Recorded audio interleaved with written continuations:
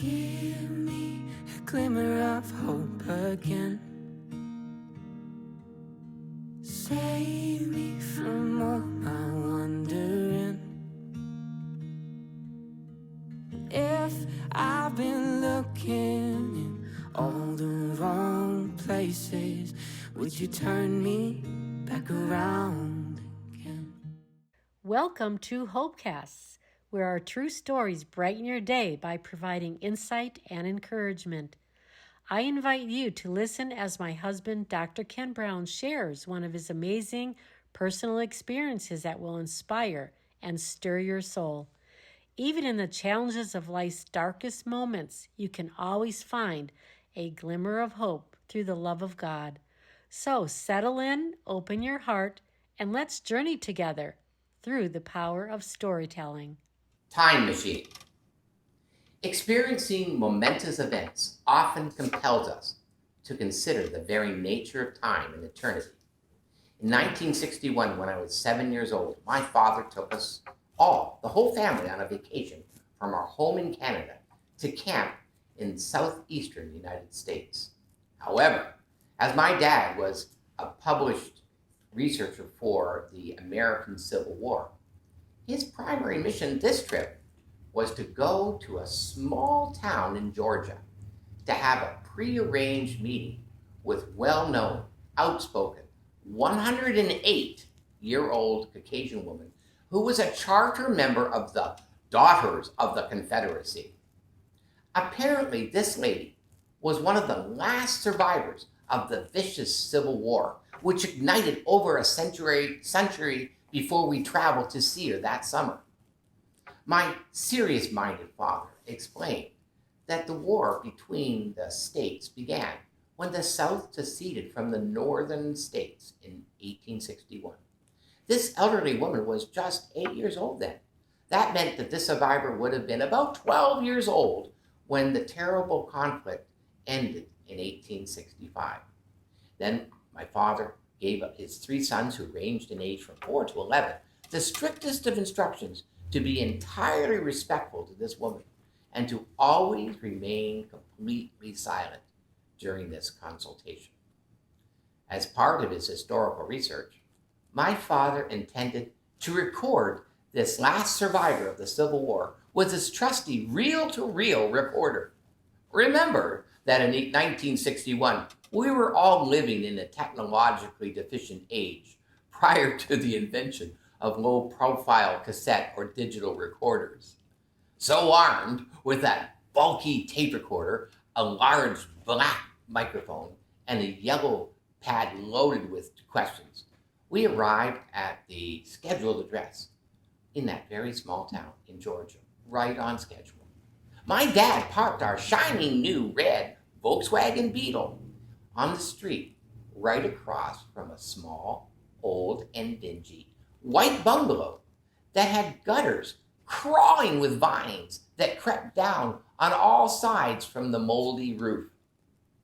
Surrounding the entire property was a dirty white picket fence with missing pieces of those wooden slats, so that the enclosure kind of reminded me of a mouth full of yellowed and missing broken teeth. A ragged barrier protected the weed garden that was masquerading as a lawn. Prominent was the overgrown wild mixture of unidentifiable plants that lined both sides of the very narrow stone walkway that led up to that wraparound porch. There was a shabby white trellis attached to the balcony. The railing was thickly interlaced with vines, and this shabby and neglected house just looked as if nature itself was in the process of reclaiming it from its human host. Closely following behind my father, we cautiously climbed up those squeaky, creaky wooden steps. They seemed to be rotting up to the veranda, but that veranda had surprisingly newer wood deck. On the left side of this terrace, there was an old-fashioned double-seated rocker chair swing with blue and white cushions and a cloth top. And on the right, there were 4 newly painted white wicker chairs with matching checkered blue and white cushions. and there was a small, round, white wicker table between them. My mom and us sons all stood at attention behind my father, who gently knocked at the well-used door. And then he knocked a little louder, and finally, one more time with authority. The door seemed to screech and then slowly opened to reveal the single oldest person that I had ever seen. This ancient woman was shrunken and twisted by time, bent over by age, and yet her smiling face still seemed bright with wisdom and personality. When she finally spoke in her charming southern drawl, she welcomed us into her home, exhibiting such a southern grace.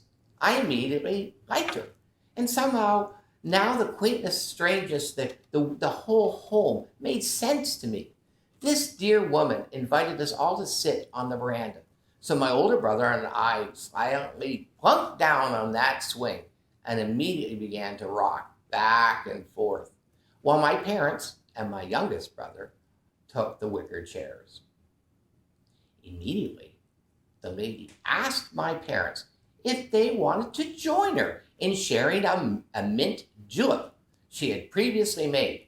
Not waiting for their answer, she immediately spun on her heel, retreated into her home, returning swiftly with 3 light-colored green frosted drinks. My parents merely tasted that classic Southern bourbon beverage and immediately stopped drinking it. It was after their surprising first sip that they both realized that they were drinking alcohol. You see, they had never drank a drop of alcohol in their entire lives, having taken the Prohibition Pledge in 1941 when they were both teenagers, 20 years previously. Undeterred, though, the woman once again disappeared back into her home, and then we heard banging and clanging and shuffling, only for her to emerge with 3 homemade lemonades from the lemon trees that were growing in her own backyard. And she proudly served us 3 boys. I still remember how sweet and delicious that refreshing beverage was, which she topped off, by the way, with shaved ice. Best of all, she generously and continuously refilled our glasses with the large pitcher of lemonade that she placed on that little round table as she talked, whenever our cups were empty. Meanwhile, my father got busy setting up his reel-to-reel tape recorder, placing the microphone on that table in front of the woman. And he even had to run an extension cord through her front door to the electrical outlet that was inside of her home. Now, I do not remember all the process of the interview, nor any of the questions that my dad asked her, but what I do remember with the clearest recollection of this feisty, animated woman sitting on the edge of her chair, lucidly telling us the story of the South before, during, and after the war. She initially started the conversation by describing her golden memories of a gracious but lost era when the South had dignity, power, and culture, when the plantation families created legacies and the rich lived in extravagant mansions where the hoop skirts were long but the gowns were cut low, when ladies were untouchable and gentlemen defended them, their honor. Dance was the waltz and cotton ruled, when bourbon flowed and Dixieland flourished. A time so long ago. In her fond memories, Georgia was her Camelot, her Avalon, Utopia, and Shangri-La, all rolled up into some sweet Southern dream. This woman spoke lovingly about her family and about the beautiful life that she once enjoyed, and then how it all abruptly died. Her reporting and recounting of a life before the war was so magical, and yet there was a deep undercurrent of such sadness. I felt like she was like a human time machine, and I had been invited to take a trip back to the best places in history with her. But the tone of her discourse suddenly changed when this survivor began recounting the specifics of how her beloved father and her 3 oldest teenage brothers all went to war against the North to protect their home, family, and Southern way of life from those damn Yankees who wanted to destroy them. The woman spoke with increasing volume and authority and emotion and conviction, talking about her many haunting memories, now with tears falling, and in a shuddering voice, she stated that she could never, ever forget that dreadful day when her mother received the terrible news that her son was shot and killed in a deadly skirmish with the Northern armies. Then she recalled that merely weeks later, the black and white, endless day when 2 Confederate officers came to her house to inform her mother that her beloved husband, the father of her children, and the only man that she had ever loved, also tragically lost his life in this bloody conflict. These horrific memories evoked a torrent of tears, and the dear woman lost her composure at remembering the loss of both her father and her brother. Bravely, the woman pressed on and somehow seemed to swallow her wounds and put a forced smile on her wrinkled face. And then she got up to pour us boys a refill of that tasty lemonade from her pitcher. Sitting down, she continued where she left off by describing how her youngest brother finally came home a year later, but the field surgeon had to remove one of his legs to prevent the spread of gangrene. The woman described in detail how much pain her brother continually endured, walking with crutches on his remaining leg, while the ever-present dressings on his stump seemed always to be oozing blood and odorous pus. The next year for the family was filled with calamities, food shortages, and everyday struggle for survival, with never enough. They always felt like they were in danger, as life was so fragile and death so common. One day it happened. They started to hear the distant sound and flash of cannons in the distance, then ragged rifle fire coming closer, the sulphurous smell of gunfire, and finally the suffocating smoke in the air, with every breath becoming a challenge, as General Sherman from the Union side deliberately set fire to farms, homes, crops, trees, and all of Atlanta, where they were living in their dilapidated family estate. This blazing inferno instilled terror into the South, as General Sherman, in his total war, torched every trace of civilization for 300 miles from Atlanta to Savannah. This diabolical and destructive 37-day march to the sea broke the very heart of the Confederates, driving the proud South into the ground, never to rise again. After the shameless surrender at the Appomattox courthouse, the war was over, and her oldest brother finally came home in body, but never in heart. Her dear, formerly happy-go-lucky brother was now an emotional casualty, as he was moody and angry and silent, never able to laugh, and refusing to talk about the cruelties and carnage he had suffered. All of the family's savings were gone. Their former great wealth evaporated. And even the Confederate money that they had carefully saved up was now completely worthless, as it was no longer legal currency. As her family was scratching just to survive, this survivor told stories of planting a garden, sewing clothes, raising chickens, selling eggs, and the survivor exclaimed that no matter what they did, it was never enough, because of all those damn tax collectors who came and finally forced their family to sell their house for the back unpaid taxes, to leave the only life that they had ever known for an uncertain future somewhere in the country with one of their cousins. Sitting silently on my perch, on that swing, on that porch, I literally observed the fire flash out of her eyes, as though tears, rage, and sorrow and hatred. She unexpectedly started shouting, damn carpetbaggers, over and over again. Unconsciously, I stopped my rocking and was staring at her with my mouth open, completely shocked by her sudden loud and coarse vocalizations. The lady turned to look at me, sitting so stunned on that swing. But then she was able to calmly describe in detail the term I had never heard before. The despised carpetbaggers were apparently unscrupulous opportunists from the North who took advantage of the broken South to unjustly profit from their brokenness. Wow. She then poured us a glass of lemonade, and it started to feel like things were calming down, even though the fire was still inside her.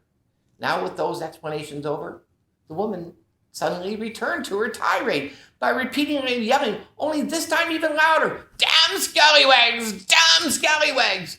And then, once again, she seemed to turn towards me to reasonably explain in a much quieter tone that scallywags were her fellow Southerners that betrayed their families and their friends and the Confederate way of life by supporting the Yankees to plunder the South.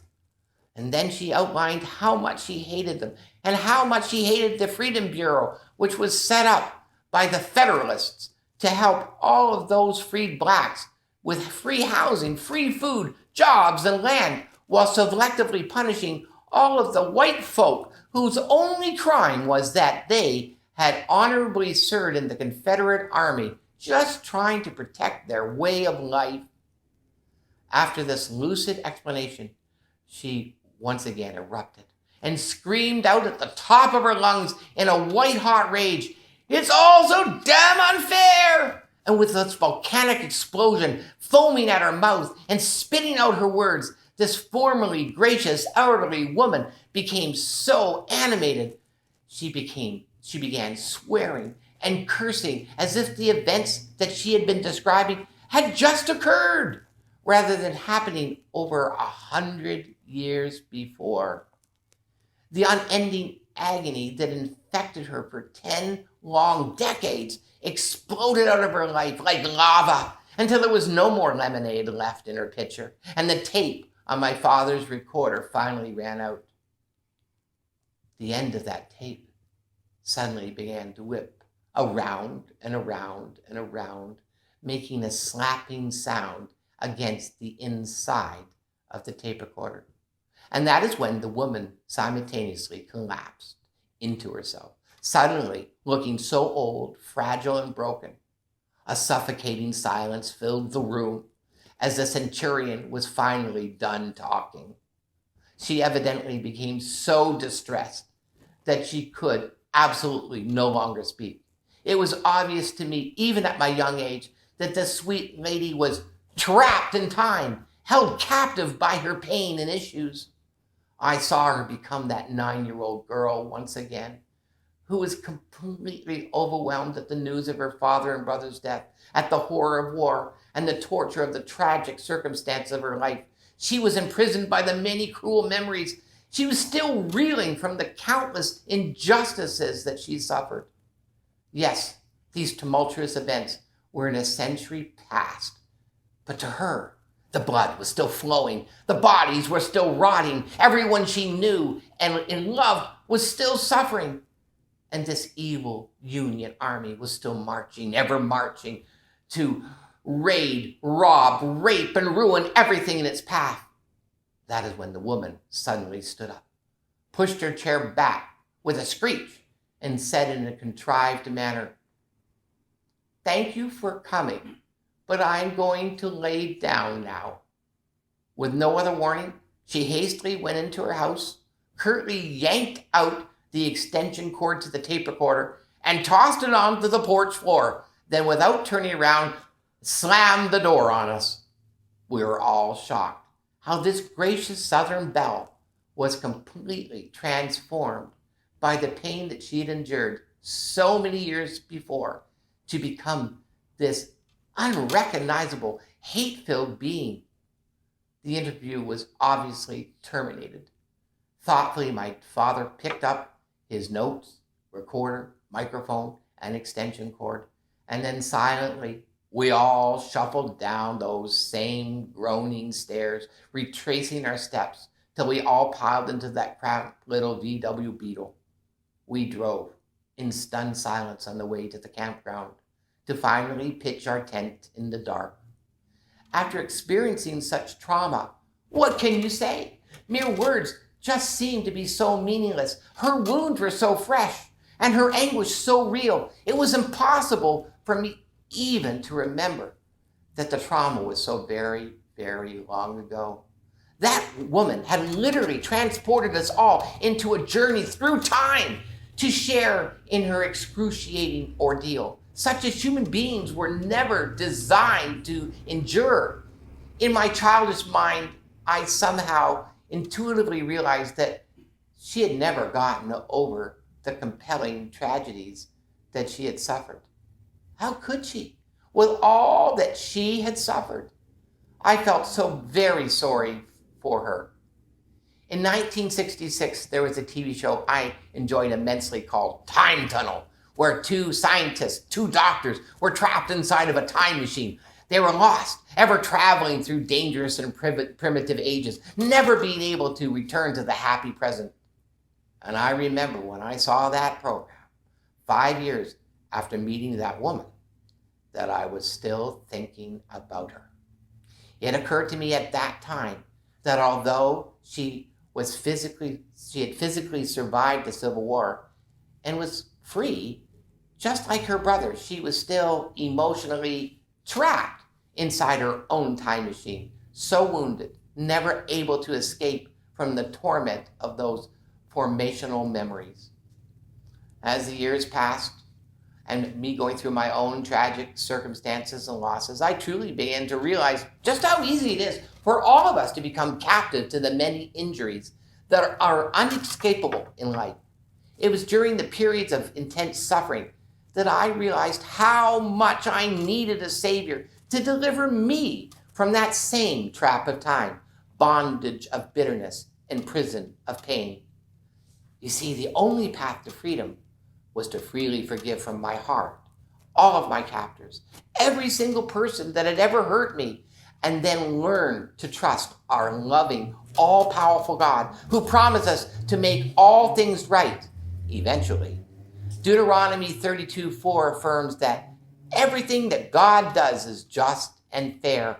He is a faithful God who does no wrong. When I gave up on myself and gave in to God, Jesus was able to finally set me free. When I let go of my need to blame and to fix and to justify by trusting that the God of all the earth will only and ever do what is right, that's when he released me from the brutal and the unbearable anguish that defined my existence. Thank you, Holy Spirit, for the gift of your peace that literally passes all of my understanding and healing my wounded heart. I just wish that that dear woman had also allowed God to comfort her soul before she died. I will never know what happened to her, as my father never spoke to her again. I do know that I will never forget being on that swing on her porch, drinking her lemonade while listening to her passionately converse about her previous life so long ago. It is strange that now, more than 6 decades later, I am finally able to tell her story. It occurs to me that in my 7 decades of living, how much I myself have become a time machine, full of passionate stories that live on inside of me. I just pray that God will allow the entire flow of my being to be his spring of fresh, life-giving water in every recollection, every action and testimony and expression. Oh Lord, never let me become a destructive, erupting volcano full of burning lava of self-pity, bitterness, and anger and regret. Instead, dear Jesus, use me as your time machine to transport needy people into your healing, loving, timeless presence. I hope you enjoyed this story. And if you'd like to hear more, go to Glimmer of Hope on Spotify or on Taken TV or on our YouTube channel, HopeCasts. I look forward to seeing you there. May God bless you. Thank you for tuning into HopeCasts for inspiring stories that will touch your heart. If today's story encouraged you, then please subscribe to our channel and visit us at HopeCasts.org to learn more. You can also watch the video version of this story and many more from Dr. Brown on our HopeCasts, YouTube, or listen on our Spotify, Apple, or Amazon Music podcasts. Until next time, keep holding on to hope, and please share these stories with someone who really needs encouragement. May God bless you. I've been searching and I've been seeking. It seems like you're nowhere to be found. And I'd do anything just to see you. If I close my eyes, will I see you now?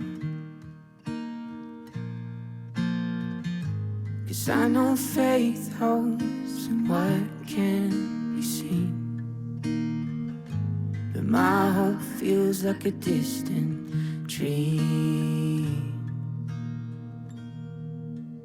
Give me a glimmer of hope again. Save me from all my wandering. If I've been looking in all the wrong places, would you turn me back around?